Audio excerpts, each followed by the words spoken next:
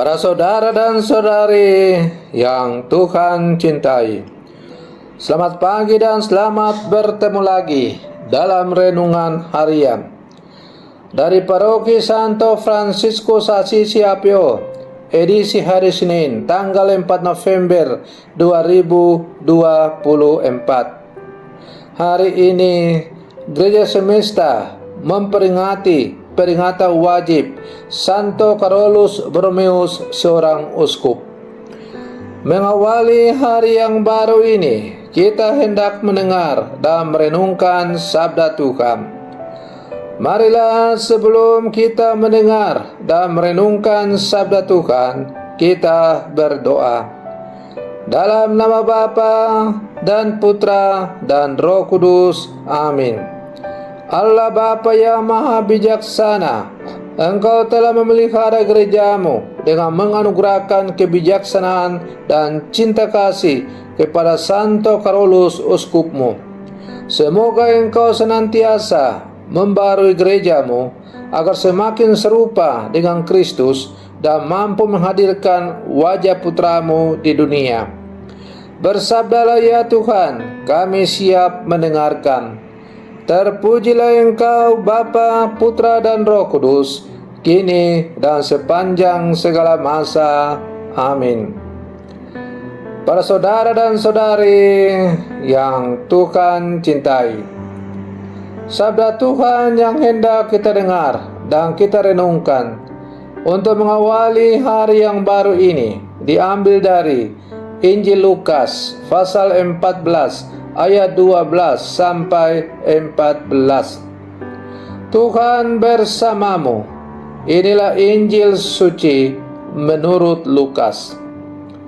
Yesus bersabda kepada orang Farisi yang mengundang dia makan, "Bila engkau mengadakan perjamuan siang atau malam, janganlah mengundang sahabat-sahabatmu, saudara-saudaramu, kaum keluargamu, atau tetangga-tetanggamu yang kaya, karena mereka akan membalasnya dengan mengundang engkau pula, dan dengan demikian engkau telah mendapat balasannya. Tetapi bila engkau mengadakan perjamuan, undanglah orang-orang miskin, cacat, lumpuh, dan buta. Maka mereka akan berbahagia, karena mereka tidak mempunyai apa-apa untuk membalas engkau. Sebab engkau akan mendapat balasnya pada hari kebangkitan orang-orang benar." Demikianlah sabda Tuhan. Para saudara dan saudari yang Tuhan cintai, hari ini Gereja Semesta memperingati Santo Carolus Borromeus, seorang uskup. Carolus Borromeus yang kita peringati hari ini dikenal sebagai martir cinta kasih. Sebutan itu muncul karena semasa hidupnya, terlebih saat menjadi kardinal muda di Milan, ia selalu memperhatikan dan peduli dengan orang-orang miskin. Ia membangun sekolah-sekolah dengan harapan anak-anak yang miskin itu dapat mengenyam pendidikan.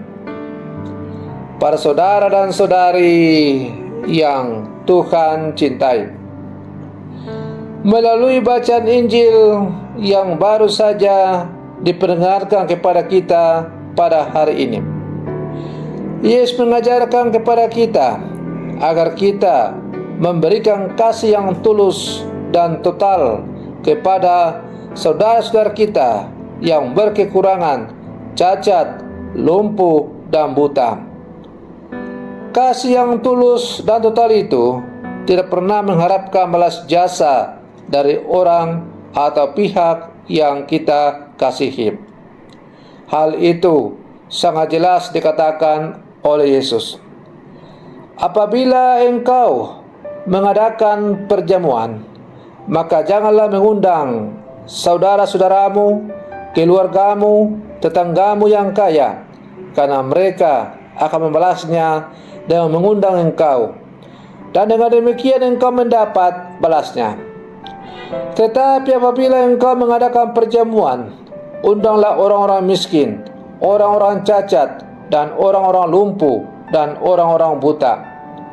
Dengan demikian, engkau akan berbahagia, karena mereka tidak mempunyai apa-apa untuk membalasnya kepadamu. Maka engkau akan mendapat balasnya pada hari kebangkitan orang-orang benar. Para saudara dan saudari yang Tuhan cintai, maka melalui sabdanya itu, Yesus tegas mengajak kepada kita agar kita ketika menyatakan atau memberikan cinta kasih kepada sama kita, maka kita lakukan itu bukanlah dengan harapan supaya bisa mendapatnya kembali, bisa dibalas, disanjung, dipuji, dan sebagainya. Tetapi belas kasih yang kita ungkapkan dengan menolong sesama yang sangat membutuhkan pertolongan itu adalah didasari oleh kasih Kristus sendiri yang menjiwai hati kita. Sebagaimana Kristus telah meninggalkan kemewahan surgawi dan turun ke dalam dunia untuk menyapa orang-orang yang sungguh membutuhkan belas kasih Allah. Para saudara dan saudari yang Tuhan cintai, tidak dapat disangkal bahwa dalam kehidupan sehari-hari kita lebih mudah mengasihi orang yang telah mengasihi kita. Kita lebih mudah bergaul dengan orang yang juga gampang bergaul dengan kita. Namun, jika hal itu yang kita lakukan, maka kita tidak mempunyai nilai lebih sebagai murid-murid Yesus atau anak-anak Tuhan yang hidup di zaman sekarang.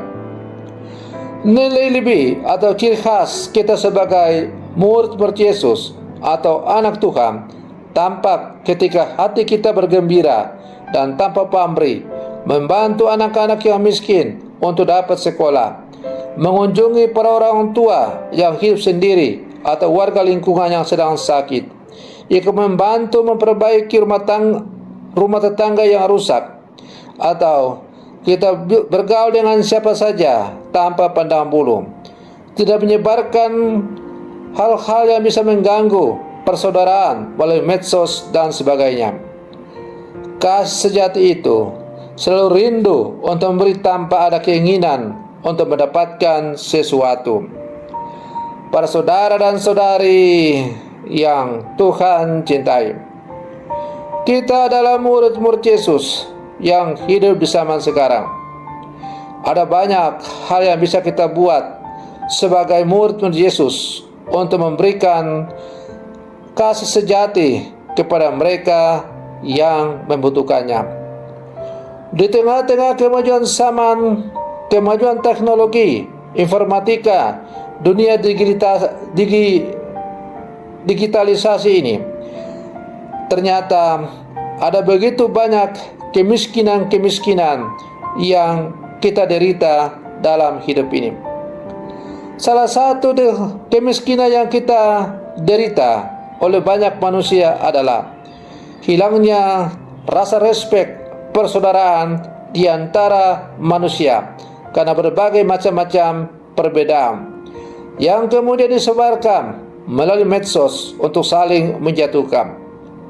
Nah, kalau kita adalah murid-murid Yesus yang sejati, maka tugas kita adalah menyebarkan kasih sejati dari Allah melalui dunia medsos itu dengan selalu menyebarkan persaudaraan sejati, narasi-narasi yang positif, narasi-narasi yang selalu merangkul, narasi-narasi yang selalu mengajak orang untuk selalu hidup dalam rasa takut akan Tuhan.